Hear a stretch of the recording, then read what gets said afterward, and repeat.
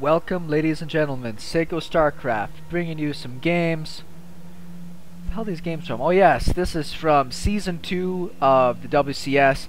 This is from North America though. We have Acer's Scarlett against Evil Genius's OzRC. Everybody knows I'm a huge fan of Scarlett. I think she's amazing and is right. Hopefully she's not peaking because she's doing amazing right now. She hasn't quite gotten those top level wins yet, but she's coming in like the top 8 against the best in the world. And that's so exciting.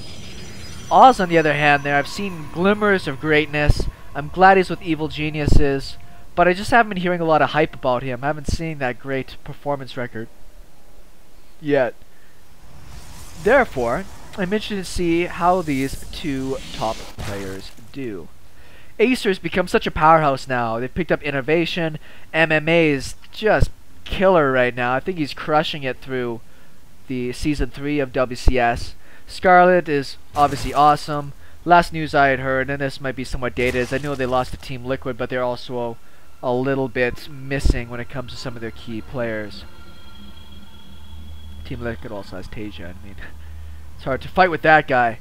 Tasia is just one of my favorite players right now. Anywho, we've got a Zerg versus Protoss, a matchup I don't cast too much of. Actually, it's not the least cast one. The least cast one is definitely going to be PvP. Because I find that absolutely just disturbing. Disturbing, I tell you. As I'm playing a little bit more Protoss myself. Like, it's hard for me to see the loading screen of a PvP and be really excited. At the top levels, I mean, you get to see some cool strategies. People actually do some Stargate play. And it gets different, right? It's not just big Colossus balls like it used to be. But at the Amateur League, PvP is just, well, is it going to be a 4-gate? Is it going to be DTs? Or is it going to be a proxy oracle? Like, those are like the three main builds. So essentially, if you make your own 4-gate, you will defend against most of those and do fine.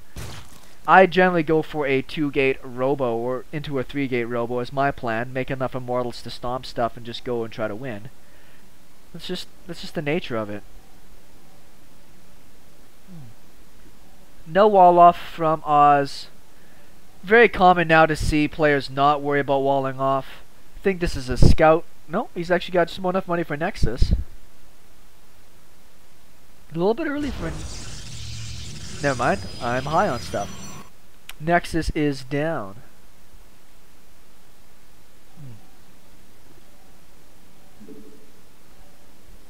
Yeah, I'm just high on stuff. Oh, I was looking at the wrong person's minerals. That's why. Haha. Handful of leagues here from Scarlett. Could actually maybe get some damage done. I don't mind targeting the pylon. That will put a potential supply block. You see another pylon going down immediately. This mothership core is a little bit delayed. It will come and save this, but that also means that back at home, it's going to open up a little bit for a potential run by. Maybe? No?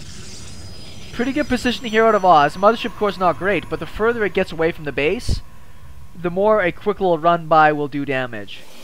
One sentry on the way, but one sentry could very easily get surrounded and killed. Alright, what do we got back at home from Scarlett? Do we got any type of... Come on, computer, I believe in you. We have speed on the way.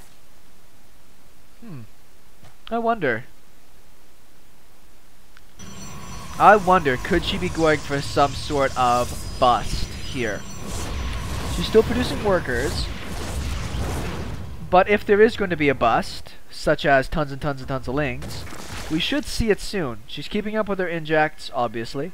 Producing more workers, but as speed's about to finish, that might just be to defend and track down pylons.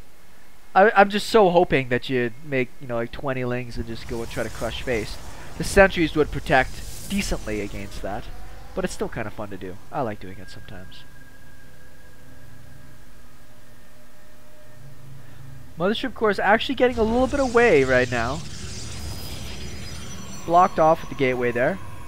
Not too sure if the Mothership core just wants to try to deny the third base. We'll see. You can get pretty good damage in with a Mothership core on a hatchery if it's left unchecked. There's nothing that can really kill it if you don't have queens in play. We're actually super delayed right now on a third base, and I think Well, it's an Evo chamber. I was about to say, I think we're going to get a 2-base Spire, which I've seen her do against Protoss really, really effectively. But you wouldn't be getting her melee upgrades, I think, to move into Spire play. Lings obviously take all the minerals, where your mutas take the gas. Warp Prism.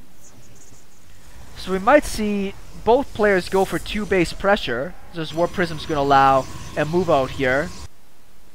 There's no Immortals in play yet, I don't believe. Third hatch is now down. Lair is finished. Actually, we get an Infestation Pit. I wonder if she's just prepping for super, super fast Ultraless timing.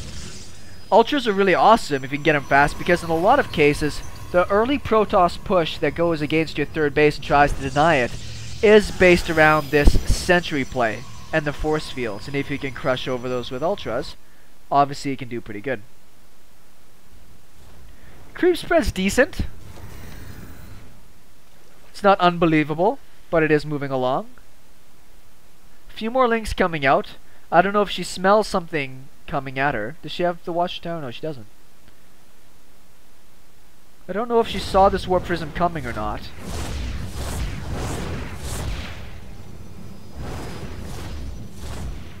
Interesting. That is a lot of sentries. Okay, I guess he didn't really want that one. Sentries don't deal a lot of damage, but that is a lot of force field energy there. And if he just wants to keep warping in, he just made like 5 more gateways or something. Yeah, he's actually up to I think 7 now. I think she's going to have to sack this base. These Zealots, which are +1 Zealots, so they will 2-shot Zerglings. I don't think she can take on right now. Trying to draw out some force fields, make it a bit easier later. She did give up that base without too much problem. It's not really too big a deal. Emergency spines. Very interesting. Very surprised about that. Pretty tight force fields. Now the Zealots, well, he trapped the Queens in here as well. The Zealots should be able to get right on top of these crawlers. Run around, Scarlett. There's another way around. You got Speedlings. Really fast infestors was the play actually here. I don't think Pathogen Glands is finished yet though. No, they aren't. All she's going to be able to do is drop a bunch of infested Terrans. Now, they don't obviously get upgrades or anything, but they're going to do a pretty good job here. But Scarlett's lost so much supply. She's losing all of her workers. I don't think she played that the best.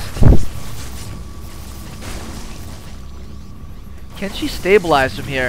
If there was fungals on here to fungal all these sentries and stalkers, I would say there's a possibility. But nope, just a GG.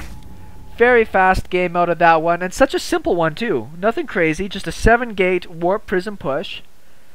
If it didn't work, I'm sure she would have been in a position to Oz had been in a position to expand. So I'd like to say that it was all in. But I think if she didn't lose, if she lost these sentries, maybe she would have lost. Oz would have lost. But too bad, Scarlett. Game 1 goes to Oz. This is a best of 3. Seiko Starcraft will be bringing you the best of them real soon.